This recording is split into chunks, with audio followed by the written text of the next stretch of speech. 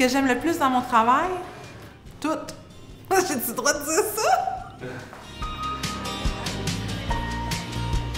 Je m'occupe de surveiller puis de prendre en charge les patients qui sont les plus instables puis qui vont le moins bien de l'hôpital. 512 50%. Il faut vraiment rester vigilant, il faut faire une surveillance accrue de tous les paramètres vitaux parce que le moindre signe peut être annonciateur de quelque chose qui va pas bien. Donc c'est beaucoup de surveillance, des surveillances qui sont minutieuses, qui sont étroites. Je dois connaître mes patients sur le bout de mes doigts. En fait, mon travail, c'est d'anticiper le pire, puis d'agir promptement et rapidement. Puis je vais m'en venir directement. Okay. C'est bon? Oui, c'est bon. OK, tantôt. Okay. C'est bon. On est une grosse équipe qui va travailler pour un patient. On va travailler avec les physios, avec les ergos, les inhalothérapeutes, on travaille avec les médecins.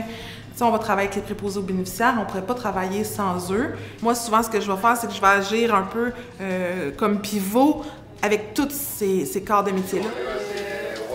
À gauche. Mes journées, il n'y en a pas des pareils, puis c'est ça qu'on aime. Sans pompage. Il faut aimer l'adrénaline. Il faut être très minutieux, il faut avoir un bon sens de l'observation. Il faut être capable d'anticiper. Ça nous permet de réagir vite et bien. C'est souvent des secondes puis des minutes qui vont faire la différence dans nos interventions. Il faut aimer le travail d'équipe. Parce que le travail d'équipe aux soins intensifs, il n'y a pas grand-chose de plus important que ça. Juste m'assurer que ça y va, c'est ça. Il y a quelques mois, je me suis occupée d'un patient qui allait vraiment pas bien. Sa famille était très présente. Il y avait des gens auprès de lui 24 heures sur 24. On travaillait autant avec la famille qu'avec le patient parce que avoir quelqu'un qu'on aime aux soins intensifs qui va pas bien, mais c'est difficile, c'est stressant, c'est angoissant. Veux pas, on développe des liens avec les patients, mais avec les familles aussi. Doucement, mais sûrement, il s'est amélioré. Il a eu son congé à l'étage, puis peut-être 2-3 semaines après, il y a des visiteurs qui me cherchaient. C'est lui et sa famille qui avaient leur congé de l'hôpital, puis qui venaient me dire merci.